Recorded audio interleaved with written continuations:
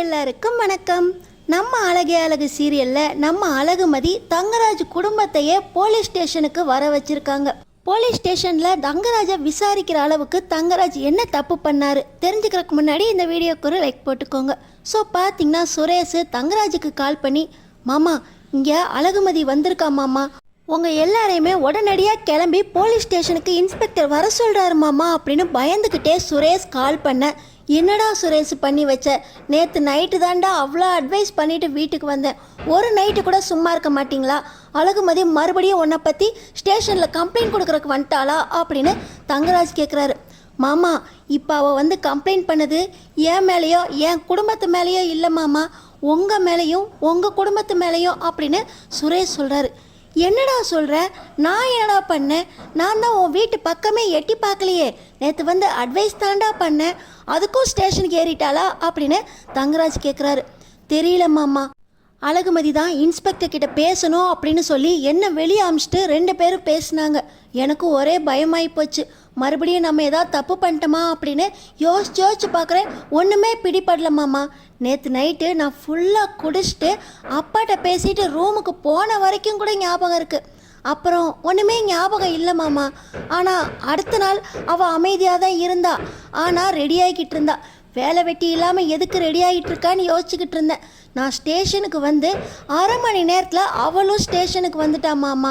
வந்தவ என்கிட்ட தான் எதுவும் பேச போகிறான்னு பயந்துக்கிட்டு நீ வீட்டுக்கு போன்னு சொன்னேன் மாமா. ஆனால் இன்ஸ்பெக்டர் தான் அந்த மதி ஸ்டேஷனுக்கு வந்த உடனே நான் பேசிக்கிறேன் நீ போன்னு என்ன வெளியே அமிச்சிட்டு அவங்க 2 பேரும் கொஞ்ச நேரம் பேசினாங்க. என்ன நினச்சாங்கன்னு தெரியல. இன்ஸ்பெக்டர் என்னை கூப்பிட்டு, உன் மாமா குடும்பமே இன்னும் 1/2 மணி நேரத்தில் இங்கே வந்து இருக்கணும் அப்படின்னு எனக்கு ஆர்டர் போட்டார் மாமா. எனக்கு என்ன பண்ணுறதுனே தெரியல மாமா அப்படின்னு சுரேஷ் சொல்கிறாரு. என் மேலே கம்ப்ளைண்ட் கொடுக்குற அளவுக்கு என்னத்தடா பண்ண, நீ குடிச்சிட்டு போய் நான் தான் உனக்கு சரக்கு ஏற்றி விட்டேன்னு சொல்லிட்டியோ? இல்லவே இல்லை மாமா, சீக்கிரம் வாங்க மாமா அப்படின்னு சொல்லி சுரேஷ் பார்த்திங்கன்னா ஃபோன் கால் வைக்க, அடுத்த 1/2 மணி நேரத்தில் தங்கராஜ், அவங்க அம்மா, ரேவதி அப்படின்னு 3 பேருமே காரில் வந்து இறங்குறாங்க. இப்போ பார்த்தீங்கன்னா காரில் வரும்போதே ரேவதி அவங்க அப்பா அம்மாவுக்கு கால் பண்ணி, இப்படி அழகுமதி வீட்டில் இல்லையா அப்படின்னு கேட்குறாங்க. ஆமாம், அவள் காலையிலே எங்கேயோ கிளம்பி போயிட்டா அப்படின்னு ராஜலக்ஷ்மி சொல்ல, அம்மா அவள் ஸ்டேஷனுக்கு வந்திருக்காளாம், என் வீட்டுக்காரு, அவங்க அம்மா, என்ன 3 பேரையும் ஸ்டேஷனுக்கு வர சொல்லியிருக்காங்க அப்படின்னு ரேவதி சொன்னது தான் தாமதம். இப்போ பார்த்தீங்கன்னா ராகவனும் ராஜலக்ஷ்மியும், என்னாச்சுடி மறுபடியும் உங்களை ஸ்டேஷனுக்கு இழுத்துருக்கா அப்படின்னு அவங்களும் பதறி அடித்து ஸ்டேஷன் வாசலுக்கு வந்து நிற்கிறாங்க. என்ன மாமா உங்களையும் வர சொல்லியிருக்கானா சுரேஷ் அப்படின்னு தங்கராஜ் கேட்க, இல்லை மாப்பிள்ள, ரேவதி தான் சொன்னிச்சு உங்கள் எல்லாரையுமே ஸ்டேஷனுக்கு வர வச்சுருக்காங்களாமே, அதான் பதறி போய் நாங்களும் வந்திருக்கோம் மாப்பிள்ள அப்படின்னு ராகவன் சொல்ல, இருங்க மாமா என்ன கம்ப்ளைண்ட் பண்ணியிருக்கான்னு முதல்ல தெரிஞ்சுக்கலாம் அப்படின்னு தங்கராஜ் அவங்க அம்மாவை கூட்டிகிட்டு உள்ளே போக, ரேவதி ராகவன் ராஜலக்ஷ்மியோட ஸ்டேஷனுக்கு வராங்க. இன்ஸ்பெக்டர் தங்கராஜ் வந்த உடனே, நீ யாருமா அப்படின்னு சொல்லி ரேவதியை பார்த்து கேட்க, நான் இவரோட ஒய்ஃப் அப்படின்னு சொல்ல, இல்லைம்மா உன்னையெல்லாம் வர சொல்லலை, இங்கே தங்கராஜ் அவங்க அம்மா இவங்க 2 பேர் வந்தால் போதும், மிச்சவங்களாம் வெளியவே இருங்க அப்படின்னு சொல்லிட்டு இன்ஸ்பெக்டர் கிட்ட தங்கராஜையும் அவங்க அம்மாவையும் உள்ளே கூட்டிகிட்டு போகிறாங்க. பார்த்திங்கன்னா அங்கே இன்ஸ்பெக்டர் கிட்ட நம்ம அழகுமதி உட்காந்துருக்காங்க. இன்னொரு பக்கம் ரேவதி பக்கத்தில் இருக்க ராஜலக்ஷ்மி, மாப்பிள்ளையவா உள்ளே கூப்பிட்டாங்க அப்படின்னு வேகமாக உள்ளே போய், ஏய் மதி உனக்கு திமிரு ரொம்ப தலைக்கு மேலே ஏறி போச்சு, மாமனார் மாமியார்னு பார்க்காம எங்களை ஸ்டேஷனுக்கு வர வச்ச, இப்போ எதுக்குடி எங்கள் வீட்டு மாப்பிள்ளையெல்லாம் ஸ்டேஷனுக்கு வர வச்சிருக்கா அப்படின்னு சொல்லி கோவத்தில் ராஜலக்ஷ்மி பேச, இவங்களை யார் உள்ளே விட்டது, இவங்கள மேலே வெளியே கூட்டிகிட்டு போங்க அப்படின்னு சொல்லி ராஜலக்ஷ்மியை வெளியே தள்ளிட்டு, சார் நீங்கள் தானே தங்கராஜ், இவங்க உங்கள் அம்மாவா, உங்கள் வீட்டில் எத்தனை பிள்ளைங்க அப்படின்னு கேட்க, என் பிள்ளைக்கு 2 பிள்ளைங்க தான் அப்படின்னு அவங்க அம்மா சொல்கிறாங்க. நான் அதை கேட்கல, தங்கராஜ் கூட பிறந்தவங்க எத்தனை பேர் அப்படின்னு இன்ஸ்பெக்டர் கேட்குறாரு. என் பிள்ளைக்கு ஒரு தங்கச்சி ஒருத்தி இருந்தா, ஆனால் பாலா போன அந்த பாக்கியராஜ் பண்ண வேலையால் கல்யாணம் நின்று போச்சுன்னு என் பொண்ணு பாதகத்தி மானஸ்தி தூக்கில் தொங்கிட்டா அப்படின்னு அவங்க அம்மா சொல்கிறாங்க. அப்போ உங்கள் பொண்ணு பேர் என்ன அப்படின்னு இன்ஸ்பெக்டர் கேட்க, என் பொண்ணு பேர் ஐஸ்வர்யா, அவள் பிறந்ததுக்கப்புறம் தான் என் குடும்பத்துக்கே ஐஸ்வர்யம் வந்துச்சு, ஐஸ்வர்யான்னு பேர் வச்சு ரொம்ப செல்லமாக வளர்த்தோம், ஆனால் எல்லாம் அந்த பாக்கியராஜால் வந்துச்சு அப்படின்னு சொல்லி இப்போ கண்ணில் கண்ணீரோட அவங்க அம்மா பேசிக்கிட்டு இருக்க, கவலைப்படாதீங்க எல்லாத்துக்கும் ஒரு தீர்வு வந்துடும், உங்கள் பொண்ணு ஐஸ்வர்யா சூசைட் பண்ணிக்கல அப்படின்னு இன்ஸ்பெக்டர் சொல்கிறாரு. உடனே தங்கராஜ், சார் அப்படின்னு வாயை பழக்க, உங்கள்கிட்ட நான் இன்னும் வரல, கொஞ்ச நேரம் அமைதியாக இருங்க அப்படின்னு சொல்லி இன்ஸ்பெக்டர் இப்போ தங்கராஜோட அம்மா கிட்ட உங்கள் பொண்ணு எதுக்காக எப்படி சூசைட் பண்ணிக்கிட்டாங்க அப்படின்னு மறுபடியும் கேட்க, அது ஒன்றும் இல்லை சார், இப்போ வந்துட்டு போனாங்கல்ல ராஜலக்ஷ்மி, அவங்களோட பையன் பாக்கியராஜுக்கும் என் பொண்ணு ஐஸ்வர்யாவுக்கும் கல்யாணம் நிச்சயமாக இருந்துச்சு. ஆனால் அந்த பாக்கியராஜ் மலருங்கிற ஒரு பொண்ணை இழுத்துட்டு வந்துட்டான். கல்யாணத்துக்கு முன்னாடியே தனக்கு பார்த்த மாப்பிள்ளை இன்னொரு பொண்ணை கல்யாணம் பண்ணிட்டு வந்துட்டான்னு மானஸ்தி அவ தூக்கு போட்டு தொங்கிட்டா அப்படின்னு அவங்க அம்மா சொல்கிறாங்க. உங்கள் பொண்ணை சூசைட் பண்ணுறதுக்கு முன்னாடி யாரையாவது லவ் பண்ணிக்கிட்டு இருந்தாங்களா, இல்லை வேறு ஏதாவது வீட்டில் பிரச்சனை ஓடிக்கிட்டு இருந்துச்சா அப்படின்னு இன்ஸ்பெக்டர் கேட்குறாரு. என்ன சார் சொல்கிறீங்க, வீட்டில் பாக்கியராஜுக்கும் ஐஸ்வர்யாவுக்கும் கல்யாணம் நிச்சயம் பண்ணியிருந்தோம், இதில் எங்கே சார் பிரச்சனை ஓடப்போது, விசேஷ வீடு சார் அப்படின்னு அவங்க அம்மா சொல்கிறாங்க. விசேஷ வீட்டில் தூக்கில் தொங்கியிருக்காங்க அப்படி தானே நீங்கள் சொல்கிறீங்க அப்படின்னு இன்ஸ்பெக்டர் விசாரிக்க, ஆமாம் சார், என் புள்ள அவன் தங்கச்சி மேலே உசிரையே வச்சுருந்தான். அவள் செத்ததுக்கப்புறம் அவன் மேலே இருந்த சொத்து எல்லாத்தையும் நான் தான் என் புள்ள மேலே மாற்றி விட்டேன் அப்படின்னு இந்த அம்மா சொன்ன உடனே, உங்கள் புள்ள மேலே அவ்வளோ பாசமாக உங்களுக்கு அப்படின்னு கேட்க, ஆமாம் சார், என் புள்ள என் மேலே உயிரையே வச்சுருக்கான். ஆனால் முந்தா நேற்று அவன் பொண்டாட்டி தான் ஏதோ தப்பாக என் பிள்ளைய பற்றி சொல்லிட்டா. உங்கள் பிள்ளைய பற்றி யார் சொன்னது? எல்லாம் என் வீட்டுக்கு வந்த மருமக தான் சொன்னான். அவள் என் பிள்ளைய நான் தொணன்னு பேசுனதுனால தான் என் வீட்டுக்கார் செத்து போயிட்டாராம் அப்படின்னு போதையில் என் புள்ள வளர்னதா என் மருமக சொன்னான். நானும் அவசரப்பட்டு என் பிள்ளைய திட்டேன். அதுக்கப்புறம் தான் உட்காந்து யோசித்து பார்த்தேன், என் பிள்ளை போதையில் உண்மையை தான் பேசுவான். இருந்தாலும் இந்த ரேவதி பக்கத்தில் இருக்கிறதுல அவங்க அம்மாவை மட்டம் தட்டி அவன் பொண்டாட்டியை பெருமையாக்குறதுக்காக அப்படி சொல்லியிருப்பான். இந்த ரேவதி தான் என்கிட்ட வந்து எதை சொல்லணும் எதை சொல்லக்கூடாதுன்னு தெரியாமல் என் பிள்ளைய பற்றி என்கிட்டயே சொல்லிட்டா. ஆனால் அவளுக்கும் ஒரு நாள் வச்சுக்கிறேன் அப்படின்னு சொல்லி இந்த அம்மா சொல்லிக்கிட்டு இருக்கும்போது, சரி அதெல்லாம் உங்கள் குடும்ப பிரச்சனை, நீங்கள் தானே தங்கராஜ், உங்கள் தங்கச்சி தானே ஐஸ்வர்யா? ஆமாம் சார். உங்களுக்கு ஐஸ்வர்யாவை பிடிக்குமா? ரொம்ப பிடிக்கும் சார், என் உசுறு சார்.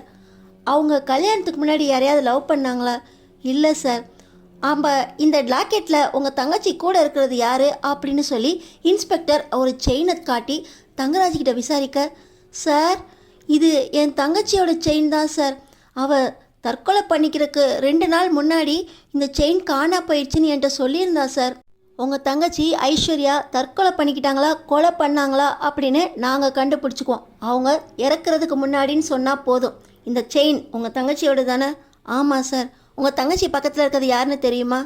அது அரவிந்த் சார். அவனை எப்படி உங்கள் தங்கச்சிக்கு தெரியும்? சார் அப்படின்னு சொல்லி தங்கராஜ் இழுக்க, மேடம் நீங்கள் கொஞ்ச நேரம் வெளியே இருங்க அப்படின்னு சொல்லி அழகுமதியை வெளியே போக சொல்லிடுறாரு இன்ஸ்பெக்டர். டேய் தங்கராஜா, இது உன் தங்கச்சி செயின் தான், பக்கத்தில் இருக்கிறது அரவிந்தா, இது உனக்கு எப்படா தெரியும்? யாரா அந்த அரவிந்த் அப்படின்னு சொல்லி அவங்க அம்மா கேட்க, அம்மா அது அவ கூட படித்த பையம்மா. என்கிட்ட ஒரு வாரத்துக்கு முன்னாடி ஐஸ்வர்யா இந்த பையனை பற்றி சொன்னாம்மா. அவனை ரொம்ப பிடிச்சிருக்கு அப்படின்னு இப்போதைக்கு பாக்கியராஜோட கல்யாணம் வேண்டான்னு சொன்னாம்மா அப்படின்னு சொல்லி தங்கராஜ் இழுக்க, மேடம் நீங்களும் கொஞ்ச நேரம் வெளியே இருங்க, நான் உங்கள் பையனை விசாரிக்கணும் அப்படின்னு சொல்லி தங்கராஜோட அம்மாவை வெளியே போக சொல்கிறாரு இன்ஸ்பெக்டர். சார் என் பொண்ணை பற்றி என் பிள்ளைகிட்ட என்ன சார் விசாரிக்க போகிறீங்க, நான் ஏன் சார் வெளியே போகணும் அப்படின்னு சொல்ல, ஒன்றும் இல்லை மேடம், மதி உங்கள் பிள்ளை மேலே கம்ப்ளைண்ட் கொடுத்துருக்காங்க. ஒரு முக்கியமான விஷயம் எங்களுக்கு தெரிஞ்சிருக்கு, அது உண்மைதானான்னு கேட்கறதுக்கு தான் உங்களை எல்லாரையும் விசாரிக்கிறதுக்கு வர சொல்லியிருந்தேன். ஆனால் விஷயம் ரொம்ப பெருசாகவே போகுது, நீங்கள் கொஞ்ச நேரம் வெளியே இருங்க அப்படின்னு சொல்லி இன்ஸ்பெக்டர் தங்கராஜோட அம்மா வெளியே போக சொல்ல, இல்லை என் பிள்ளைய விட்டுட்டு நான் போக மாட்டேன், பெற்றது 2 அதுலேயும் ஒன்று என்னை ஏமாற்றிட்டு போய் சேர்ந்துருச்சு, இப்போ இருக்கிறது கருவேப்பிலை கொத்து மாதிரி ஒரே புள்ள, அவனையும் உங்ககிட்ட விட்டுட்டு நான் வெளியே போகவே மாட்டேன் அப்படின்னு சொல்லி தங்கராஜோட அம்மா அழுகுறாங்க. மேடம் இவங்களை இழுத்துட்டு போங்க ஃபஸ்ட்டு வெளியே அப்படின்னு சொல்லி ஏட்டம்மாவை கூப்பிட்டு தங்கராஜோட அம்மாவை இழுத்துட்டு போக சொல்லிடுறாங்க. இன்னொரு பக்கம் பார்த்திங்கன்னா நம்ம மதியை ஒரு வில்லி மாதிரி சுற்றி ராகவன் ராஜலக்ஷ்மி அப்படின்னு எல்லாரும் பார்த்துக்கிட்டு இருக்காங்க. இந்த நேரத்தில் தங்கராஜோட அம்மாவும் வெளியே வந்து, ஏய் உன் குடும்பத்தை நீ ஸ்டேஷனுக்கு இழுத்துட்டு வந்தது பத்தாதுன்னு என் பிள்ளைய ஸ்டேஷனுக்கு இழுத்துட்டு வந்திருக்க, என் பொண்ணை பற்றி உனக்கு என்னடி தெரியும், அவளை என் பிள்ளை மேலே என்னடி கம்ப்ளைண்ட் பண்ணி வச்ச அப்படின்னு சொல்ல, சும்மா இருங்கம்மா, உங்கள் புள்ள என்ன பண்ணியிருக்காருன்னு தெரியுமா அப்படின்னு சொல்லி நம்ம மதி சொல்ல, என் பிள்ளை 1000 பண்ணுவாண்டி, உனக்கு என்னடி அதில் அக்கறை அப்படின்னு சொல்லி தங்கராஜோட அம்மா கேட்குறாங்க. உங்கள் பொண்ணை கொன்னதே உங்கள் புள்ள தான் அப்படின்னு சொல்லி நம்ம மதி சொல்ல, ராகவனும் ராஜலக்ஷ்மியும் நேற்று வரைக்கும் வீட்டில் தாண்டி இருந்த இந்த ஒரே நைட்டில் தங்கராஜ் மாப்பிள்ள அவங்க தங்கச்சியை கொன்னாருன்னு உனக்கு ஆதாரம் கிடைச்சிருச்சா? என்னடி சொல்கிறா அப்படின்னு சொல்லி இந்த ராஜலக்ஷ்மி கையை ஓங்கிட்டு வராங்க. இது ஸ்டேஷனில் வச்சு கை ஓங்காதீங்க, டொமஸ்டிக் வயலன்ஸ்னு கம்ப்ளைண்ட் பண்ணிடுவேன், அமைதியாக உட்காருங்க அப்படின்னு சொல்லி நம்ம அழகுமதி சொல்கிறாங்க. என்னடி இதுக்கு மேலே அமைதியாக இருக்குது, என் மாப்பிள்ளையே ஸ்டேஷன் வரைக்கும் வர வச்சிட்ட அப்படின்னு சொல்லி மறுபடியும் ராஜலக்ஷ்மி ராகவனும் கையை ஓங்கிக்கிட்டு வர அங்கே இருக்கவங்க அமைதியாக இருங்க, எல்லாத்தையும் கொண்டு போய் லாக்கப்பில் வச்சுருவேன் அப்படின்னு மிரட்டுறாங்க. சார் இவ பேச்செல்லாம் கேட்காதீங்க சார் அப்படின்னு சொல்ல, மேடம் அவங்க ஆதாரத்தோட கம்ப்ளைண்ட் பண்ணியிருக்காங்க, இதுக்கு மேலே எதுவும் செய்ய முடியாது அப்படின்னு சொல்லி அங்கே ஏட்டு சொல்ல பார்த்தீங்கன்னா இப்போ சுரேஷுக்கு இப்போ தான் புரியுது. என்னடி உனக்கு ஆதாரம் கிடச்சிச்சு? ஐஸ்வர்யாவை கொலை பண்ணது தங்கராஜ் மாமான்னு எப்படி எந்த ஆதாரத்தடி வச்சு சொல்கிற அப்படின்னு சொல்ல, எல்லாம் உங்கள் வாயிலேருந்து தான் வந்துச்சு அப்படின்னு சொல்லி நம்ம அழகுமதி சொல்கிறாங்க.